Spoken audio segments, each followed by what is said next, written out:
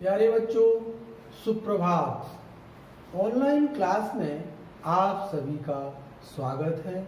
मैं हरिश्चंद्र सिंह, कक्षा 10, विषय विज्ञान, अध्याय विद्युत। इस अध्याय को अध्ययन कराने के लिए आज मैं तृतीय कक्षा में उपस्थित हूँ। इससे पूर्व हमने इस पिछली कक्षा में आपको विभवांतर, विभव, प्रतिरोधों का संयोजन जिसमें श्रेणी क्रम तथा ओम के नियम की चर्चा की थी और हमने आपसे कहा था कि कुछ शिक्षण बिंदुओं को स्वाध्याय करके आएंगे। वो शिक्षण बिंदु हमने आपको बताए थे। क्या? प्रतिरोधों का पार्श्व क्रम में संयोजन, प्रतिरोधों का पार्श्व क्रम में संयोजन, विद्युत शक्ति, विद्युत धारा के तापीय प्रभाव, ये शिक्षण बिंदु हमने लिए हैं।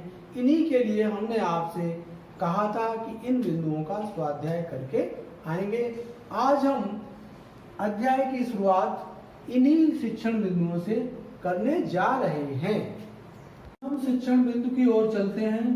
पार्श्व क्रम में प्रतिरोधों का संयोजन। पार्श्व क्रम में प्रतिरोधों को संयोजित कैसे करते हैं, जोड़ते कैसे हैं, उस विधि को हमने यहाँ पर चित्र परिपथ बनाया है। परिपथ में आप देख रहे हैं पार्श्व क्रम में प्रतिरोधों को R1 को A से जोड़ा है, R2 को भी A से जोड़ा है, R3 को भी A से जोड़ा है। अर्थात A से B बिंदु तक प्रतिरोध हैं R1, R2, R3, ये प्रतिरोध हैं और तीनों ही प्रतिरोध बिंदु एक से ही जुड़े हैं। जिस बिंदु को हमने दिखाया है A बिंदु, अर्थात R1 का प्रथम सिरा A से जुड़ा है, R2 प्रतिरोध का सिरा A से जुड़ा है, R3 प्रतिरोध का सिरा A से जुड़ा है। अर्थात तीनों प्रतिरोध एक ही सिरे से जुड़े हैं। अर्थात यहाँ पर इस परिपथ में, पार्श्व परिपथ में विभवांतर का मान भी समान होगा। चाहे R1 हो, चाहे R2 हो, चाहे R3 हो, तीनों में विभवांतर का मान समान होगा। अर्थात A बिंदु से B बिंदु तक परिपथ में विभवांतर का मान समान होगा।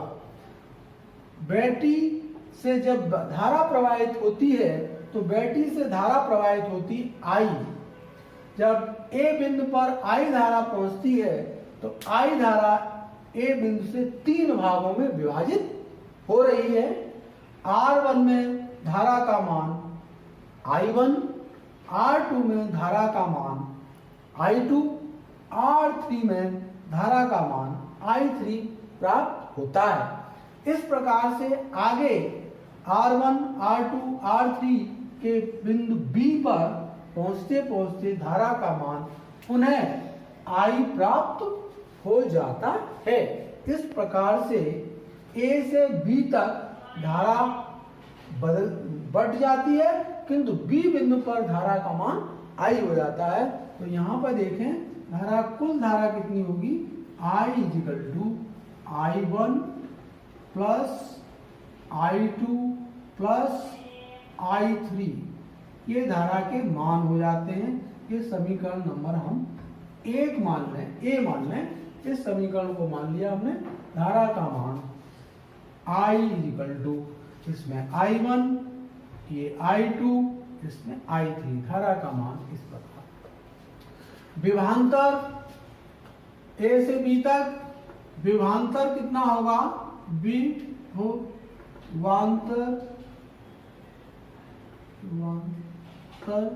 का मान सभी में V होगा। ओम के अनुसार ओम का नियम क्या है, V = IR, V = IR।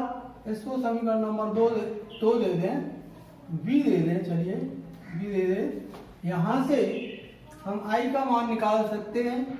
I = V/R, ये I का मान V/R। अब I1 is equal to V1 V upon R1, I2 V upon R2, I3 V upon R3। ये मान हमने I के प्राप्त कर लिए हैं यहां से। अब I के मान समीकरण A में रखने का, I के मान समीकरण A में रखने पर, A में रखें I is equal to V upon R1 plus V upon R2 plus V upon R3। अब देखिए I is equal to V upon R है, ये समीकरण से, समीकरण नंबर C से I is equal to, I का मान समीकरण इसमें रखेंगे तो यहां होगा V upon R is equal to, यहां कॉमन होगा V, 1 upon R1 plus 1 upon R2 plus 1 upon R3। V से V कैंसिल हो जाएगा, फॉर्मूला जनरल फॉर्मूला निकल के आएगा, यहां लिख देते हैं 1 upon R is equal to 1 upon R1 plus 1 upon R2 plus 1 upon R3। ये पास क्रम का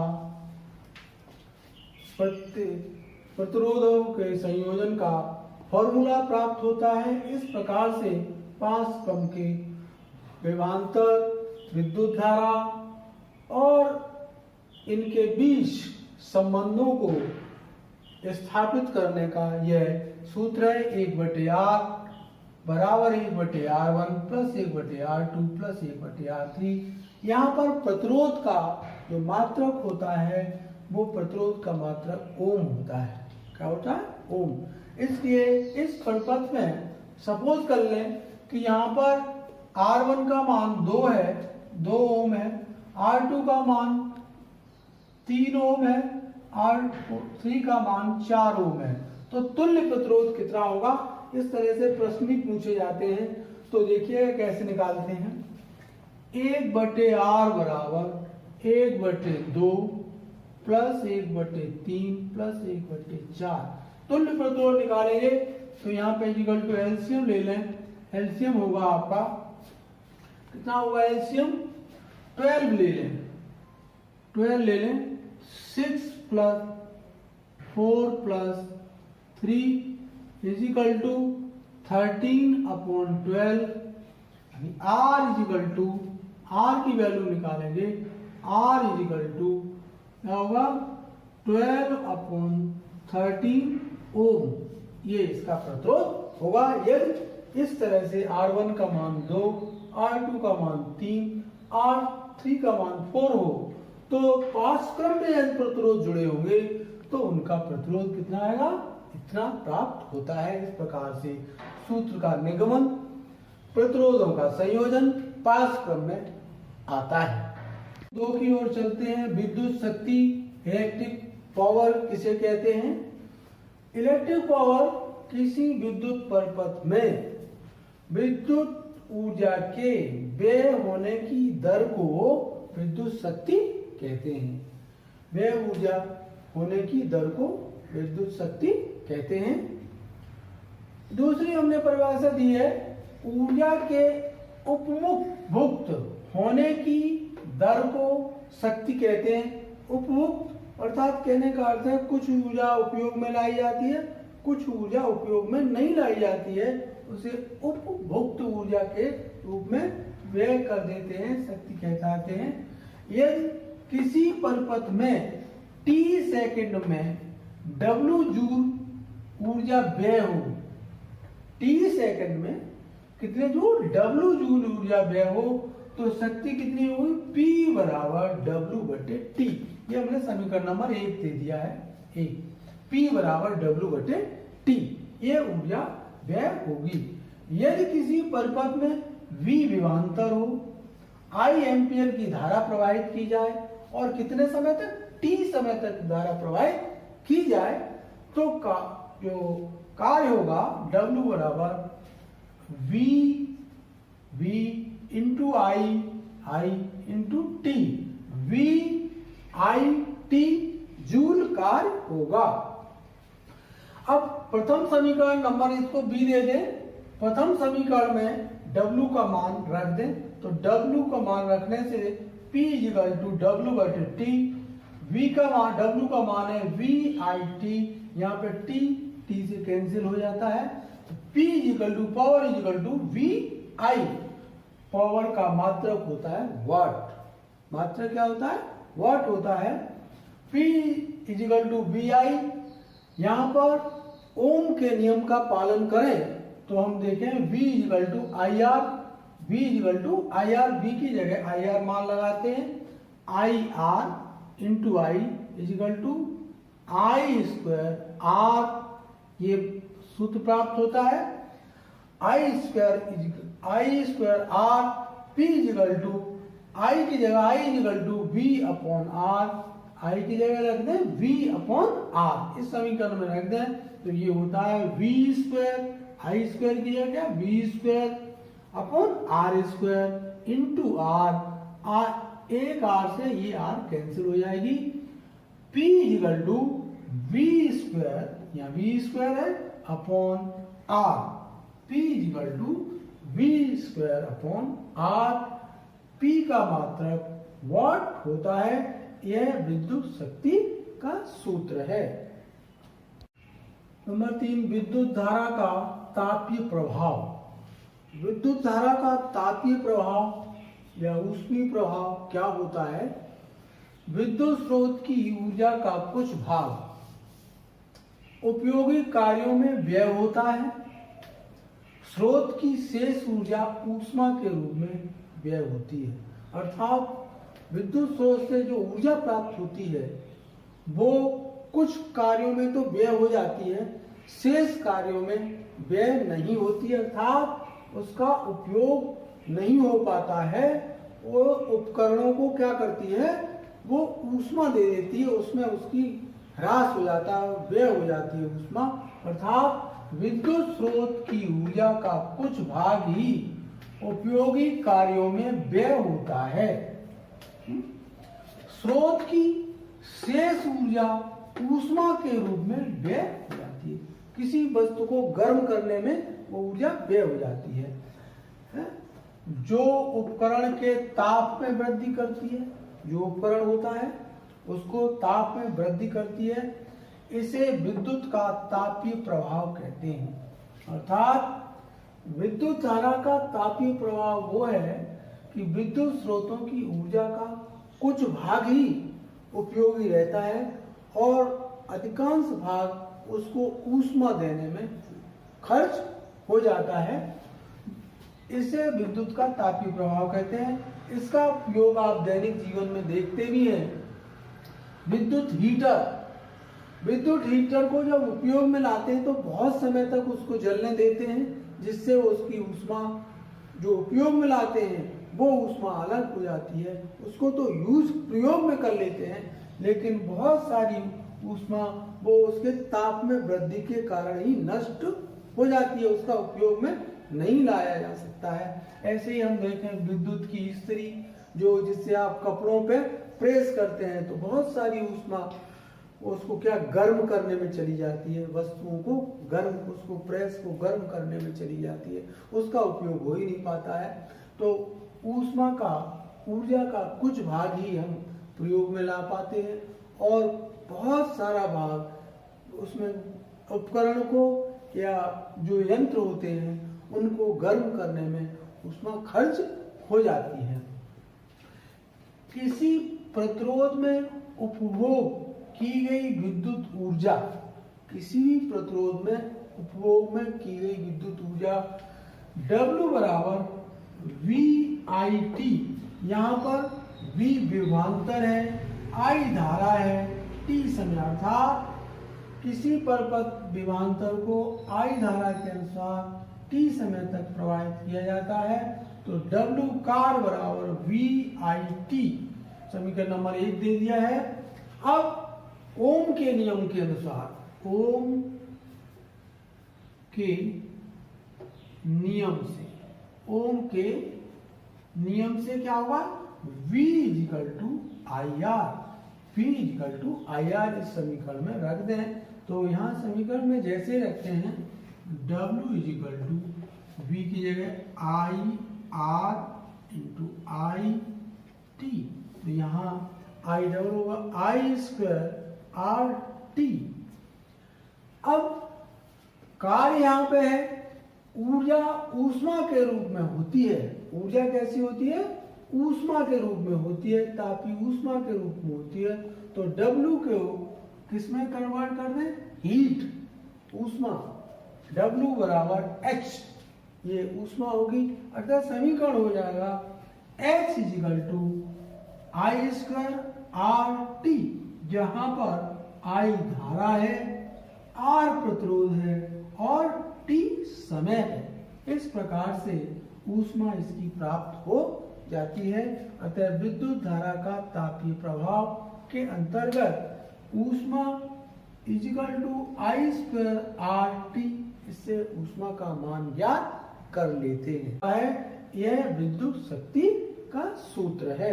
विद्युत धारा के तापीय प्रभाव के व्यवहारिक उदाहरण क्या है, तापीय प्रभाव का व्यवहारिक उदाहरण क्या है। इसका व्यवहारिक उदाहरण में हमने विद्युत बल्ब लिया है। विद्युत बल्ब आप देख रहे हैं, हमने विद्युत बल्ब को जो बनाया है, विद्युत बल्ब में एक तापीय तंतु होता है, तापीय तंतु होता है, जिससे जब ताप विद्युत धारा प्रवाहित करते हैं तो ये क्या होता है, ये फिलामेंट होता है, तंतु जिसे कहते हैं। इसका गलनांक उच्च होता है और विद्युत धारा प्रवाहित करने पर यह प्रकाश उत्पन्न करता है। अर्थात यह प्रकाश उत्पन्न करने की विधि तापीय प्रभाव के कारण होती है और इसके अंदर नाइट्रोजन और आर्गन आदि गैसें भरी होती हैं। ये क्या क्यों होती हैं, इसके तंतु को सुरक्षित करता है, मजबूत करता है, तंतु की सुरक्षा करता है ये आर्गन और नाइट्रोजन गैस। अर्थात जब ये जलता है विद्युत का बल्ब, तो इससे ऊष्मीय प्रभाव, तापीय प्रभाव का प्रभाव कुछ भाग ऊष्मा उत्पन्न करने में चला जाता है। अर्थात यह गर्म होता है धीरे धीरे, तो कुछ भाग ऊष्मा उत्पन्न करने में चला जाता है और कुछ भाग प्रकाश विकिरण के द्वारा हमें दिखाई पड़ता है। इस प्रकार से विद्युत धारा के तापीय प्रभाव में विद्युत बल्ब का हम दैनिक जीवन में उदाहरण के रूप में देख सकते हैं। फिलामेंट जब तंतु जो है गर्म होता है और गर्म होने से क्या करता है, प्रकाश उत्पन्न करता है। यह कुछ भाग जो होता है वो ऊष्मा के रूप में चला जाता है, जो और कुछ भाग प्रकाश के रूप में प्राप्त होता है, कुछ भाग दिखाई देता है प्रकाश के रूप में, कुछ ऊष्मा इसकी अदृश्य के रूप में हमें दिखाई नहीं देती है, वो भी ऊष्मीय ताप है। दूसरा उदाहरण है विद्युत फ्यूज। विद्युत फ्यूज क्या होता है, घरों में अन्य स्थानों पर भी इसका उपयोग किया जाता है। जब यह किसका बना होता है, किसी धातु अथवा मिश्र धातु का एक टुकड़ा होता है, छोटा सा टुकड़ा होता है। यह किसका बना होता है, एल्यूमिनियम का बना होता है। एल्यूमिनियम का भी हो सकता है, कॉपर का भी हो सकता है, आयरन का भी हो सकता है और लेड, ये इन धातुओं का ये बना हो सकता है। विद्युत फ्यूज यह किसी परिपथ में किस क्रम में, श्रेणी क्रम में जोड़ा जाता है, सीधा सीधा श्रेणी क्रम में जोड़ा जाता है। इसमें अधिकतम मान की, इसकी क्या करता है, जब इसमें अधिकतम मान की धारा प्रवाहित हो जाती है तो ये अपने आप पिघल जाता है। अधिकतम मान की धारा प्रवाहित होने पर यह फ्यूज पिघल जाता है। पिघल जाएगा तो क्या हो जाएगा, टूट जाएगा। जब ये पिघल जाता है तो कारखानों की, घर की, अन्य स्थानों की जहां पर भी ये लगा है उसके परिपथ में विद्युत धारा का प्रवाह रुक जाता है, विद्युत धारा नहीं रहती है। तो क्या है, फ्यूज हो जाए और परपथ टूट जाता है। परपथ जब ये वहां से जुड़ा होता है तो परपथ में जब टूट जाएगा तो विद्युत धारा आगे की ओर जाएगी नहीं, तो परपथ टूट जाएगा। इसे विद्युत रोधी पदार्थ में रखा जाता है। विद्युत रोधी पदार्थ कौन से होते हैं? पोर्सलिन, चीनी मिट्टी का भी कभी कभी टुकड़ा होता है, उसके अंदर भी इस तार को लगा देते हैं। मुख्यतः पोर्सिलिन के अंदर इसको रखा जाता है। तो फ्यूज तार, विद्युत फ्यूज के अर्थ समझिए, विद्युत किसी धातु अथवा मिश्र धातु, एल्यूमिनियम मिश्र धातु माने दो या दो से अधिक धातुएं जो होती हैं वो मिश्र धातु दो धातुओं से मिलकर बनती है, तो उनसे बना होता है। और यह किसी परपथ में श्रेणी क्रम में जुड़ता है। और क्या था, इसमें अधिक धारा जब प्रवाहित होती है तो परिपथ में धारा बहना बंद हो जाती है, क्योंकि ये पिघल के धारा का सिस्टम, परिपथ में जो धारा का सिस्टम बहने का है वो खत्म हो जाता है। हमने इस चित्र में इस तरह से बनाया है।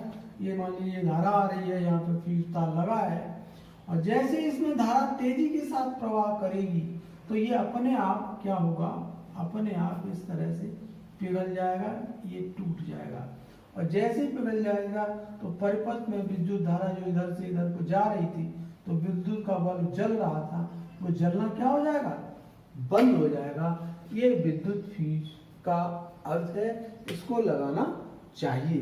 हमारे आज का है 3 प्रतिरोध क्रम से R1, R2, R3, जिनका मान R1 का मान 2 में, R2 का मान 3 में, R3 का मान 4 में, पास क्रम में तुल्य प्रतिरोध ज्ञात करना है।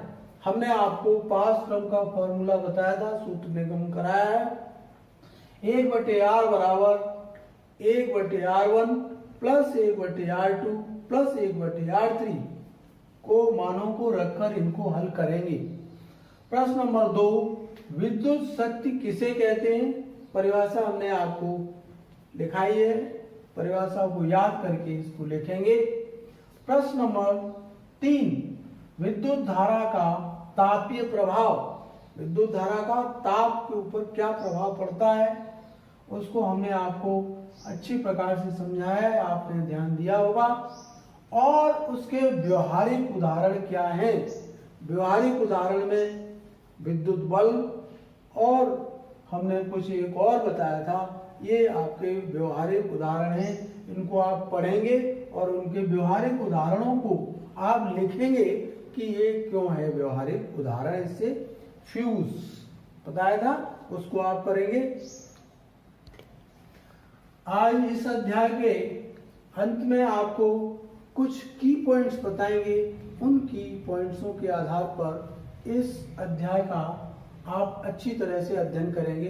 पहला की पॉइंट है विद्युत धारा। विद्युत धारा क्या है एवं इसका मात्रक। आपको याद होगा विद्युत धारा क्या है? आवेश प्रवाह की दर को विद्युत धारा कहते हैं, और इसका मात्रक एम्पियर होता है। नंबर 2, आवेश कितने प्रकार के होते हैं? कितने प्रकार के होते हैं? आवेश 2 प्रकार के हमने बताए थे, धन आवेश और ऋण आवेश है। प्रतिरोध,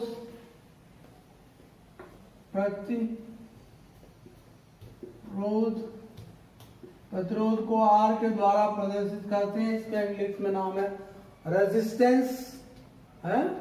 प्रतिरोध की परिभाषा को याद करेंगे। नंबर 4, विद्युत विभव एवं विभवांतर परिभाषाएं हमने आपको बताई है। विद्युत विभवांतर। अगला 5वां है प्रतिरोधों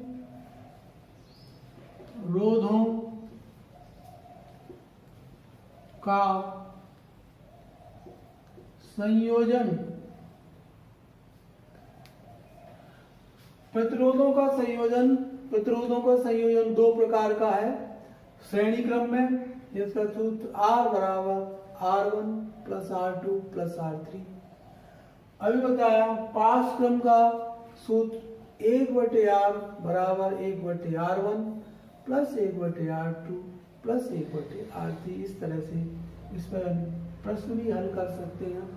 अगला बिंदु है 6था ऊष्मीय प्रभाव। विद्युत धारा का ऊष्मीय प्रभाव।